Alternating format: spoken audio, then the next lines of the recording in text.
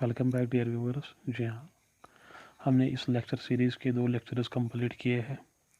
आज हम third lecture यहाँ पे आपके लिए बना रहे हैं। पहले 2 लेक्चर्स में हमने कॉज ऑफ रिवोल्ट 1857 डिस्कस किए। आज हम फेलियर ऑफ रिवोल्ट के बारे में यहाँ पे जान लेंगे। जी हाँ, सबसे पहला पॉइंट जो है कि रिवोल्ट ऑफ 1857 क्यों फेल होता है। सबसे पहले हमें यहाँ पे पहला पॉइंट जो है लैक ऑफ प्लानिंग थी। कोई प्रॉपर प्लानिंग नहीं थी, कोई प्रॉपर ऑर्गेनाइजेशन नहीं थी, कोई प्रॉपर लीडरशिप नहीं थी। जी हाँ, तो यहाँ पे हम लीडर की बात करेंगे तो बहादुर शाह जफ़र जो है वो राष्ट्र रूलर मुगल एम्पर के थे। इनको हमने लीडर ऑफ लीडर चुना था। तो अगर ये ऐसे भी इस तरह के भी क्वेश्चन आते हैं, आपसे पूछा जाएगा who was the leader of the leader in the revolt 1857, तो वहाँ पे साफ जाहिर है कि बहादुर शाह जफ़र जो है, जो कि लास्ट रूलर थे मुगल एम्पर के, इनको बनाया गया था leader of leader in revolt 1857। तो हम कहेंगे लोग जनरली क्या कर रहे थे, डायरेक्ट आ गए थे बहादुर शाह जफ़र के पास कि आप लीडर हो। मतलब कोई प्लानिंग नहीं थी, डायरेक्ट आ गए बहादुर शाह। आप डायरेक्टली जाओगे किसी के पास कि आप लीडर हो तो वो शॉक्ड होगा कि ये लोग भी डायरेक्ट आ गए बहादुर शाह के पास कि आपको लीडर बनाया गया है रिवोल्ट ऑफ 1857 के लिए। तो कहीं ना कहीं हम ये देख रहे हैं यहाँ पे कि प्लानिंग जो है वो इसमें लैक कर रही थी। कोई ऑर्गेनाइजेशन नहीं बनाई थी इन्होंने, तो कोई लीडरशिप भी नहीं थी। जैसे हमने देखा कि लीडर किसको चुना गया था, बहादुर शाह जफ़र को, जो ऑलरेडी ओल्ड एजड थे। मतलब वो क्या कर पाते, वो तो खुद बूढ़े थे। उसके बाद आता है हमारा दूसरा point, lack of common cause. कोई कॉमन काज नहीं था, मतलब एक ही काज किसी के पास नहीं था, हर कोई अपने हक के लिए लड़ रहा था। अगर कॉमन काज होता हर एक के पास कि हमें आज़ादी के लिए लड़ना है, मे भी हम उसी टाइम आज़ाद हो जाते। लेकिन जैसे कि नाना साहब अपनी पेंशन के लिए लड़ रहे थे, उनको रिफ्यूज़ किया गया था ब्रिटिशर्स ने कि आपको पेंशन नहीं मिलेगी क्योंकि आप अडॉप्टेड सन हो। तो उसी तरह से रानी लक्ष्मीबाई जो है वो अपने अडॉप्टेड सन को रूलर बनाना चाहती थी, लेकिन ब्रिटिशर्स ने एक रूल लाया था जिसमें कहा गया था कि आप अडॉप्टेड सन को रूलर नहीं बना सकते। तो वो अपने काज के लिए लड़ रही थी। ज़मीन जैसे कि पीसेंट्स अपने हक के लिए लड़ रहे थे क्योंकि उनको एक्सप्लॉइट किया जाता था, उनको ज़्यादा टैक्सेस देने पड़ रहे थे, तो वो अपने हक के लिए लड़ रहे थे। कोई कॉमन काज नहीं था। राजाज जो थे वो अपनी कुर्सी के लिए लड़ रहे थे। तो लैक ऑफ पार्टिसिपेशन तीसरा पॉइंट है यहाँ पे, lack of participation from all sections of society. तो अगर हम बात करेंगे लैक ऑफ पार्टिसिपेशन की, कि हर एक सेक्शन यहाँ पे पार्टिसिपेट नहीं करता है। जैसे कि जो बिग ज़मींदार थे वो कहते थे कि हम फ़ायदे में हैं, कि हम क्यों रिवॉल्ट में जाएंगे, तो वो लोग पार्टिसिपेट नहीं करते थे। कुछ एजुकेटेड यूथ थे, ऐसे भी थे कि जो कह रहे थे कि नहीं हम क्यों पार्टिसिपेट करेंगे, यहाँ पे डेवलपमेंट हो रही है, रोड्स वगैरह बन रही है, रेलवेज़ बन रही है। तो मतलब वो भी इनका साथ दे रहे थे। कुछ लोग ब्रिटिशर्स के अंडर इस तरह काम कर रहे थे कि जैसे वो खुद भी ब्रिटिश के ही थे। तो हर एक सेक्शन यहाँ पे पार्टिसिपेट नहीं कर रहा था। तो उसके बाद हम लैक ऑफ रिसोर्सेज की बात करेंगे। जो ब्रिटिशर्स थे उनके पास प्रॉपर टेक्नोलॉजी थी, मतलब हैवी इक्विप्ड गन्स थे, राइफल्स थी। मतलब इंडिया के पास वो सब चीज़ें नहीं थी। जैसे कि वो वहाँ से गन से लड़ रहे थे, तो यहाँ पे इंडियन सिपाहीज के पास लाठियाँ थी, तो वो लाठियों के साथ लड़ रहे थे। तो प्रॉपर रिसोर्सेज नहीं थे हमारे पास। उसके बाद आता है fifth point, lack of nationwide dimension. Revolt हर एक जगह से सेपरेट नहीं हुआ।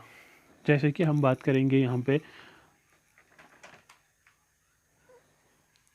अगर हम ईस्टर्न और वेस्टर्न पार्ट ऑफ इंडिया जो है वो पार्टिसिपेट नहीं करते हैं, साउदर्न पार्ट ऑफ इंडिया जो है वो भी पार्टिसिपेट नहीं कर रहे हैं, तो नेशनल वाइड डायमेंशन नहीं था। मतलब ये हर एक जगह से सेपरेट होना चाहिए था। तो ये कुछ जगह थी जैसे कि ईस्टर्न और वेस्टर्न पार्ट ऑफ इंडिया जो है वो पार्टिसिपेट नहीं कर रहे हैं। या हम ये कहेंगे कि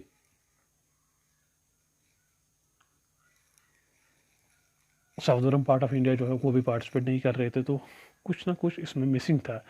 अगर हर जगह से रिवोल्ट फाइट किया जाता तो मे बी उसी टाइम हमें आज़ादी मिल जाती। सिक्स्थ पॉइंट जो है, जो अहम पॉइंट है कि रिवोल्ट का फिक्स्ड डेट हमने लिखा था यहाँ पे, फिक्स्ड डेट उन्होंने मेंशन किया था कि हम रिवोल्ट कब बगावत करेंगे ब्रिटिशर्स के ख़िलाफ़, वो था 31 मई 1857। तो ये हमने यहाँ पे डिसाइड किया था कि 31 मई को हम रिवोल्ट लड़ेंगे। लेकिन होता क्या है, प्रॉपर प्लानिंग जब नहीं थी, तो जब ये एनफील्ड राइफल यूज़ की गई थी जिसमें मैंने बोला था फिग फैट और कव फैट है, उसमें उसका जो कारतूस है उसमें लगाया गया था, तो उसी टाइम सिपाहीज उठते हैं तो वो रिवोल्ट लैड करते हैं। वो नहीं देखते हैं कि हमने फिक्स टाइम मतलब क्या रखा था। मे बी अगर फिक्स टाइम पे लड़ते तो थोड़ी बहुत प्लानिंग हो जाती, थोड़ी बहुत लीडरशिप, सेंट्रल लीडरशिप आदि। मगर क्या हुआ कि ये लोग 10 मई को रिवोल्ट के लिए निकलते हैं। हर एक जगह से सिपाही खड़े होते हैं, ज़मीन को पीजेंट्स खड़े हो जाते हैं, मतलब जो कॉमन पीपल है वो भी खड़े हो जाते हैं 10 मई को और रिवोल्ट स्टार्ट करते हैं।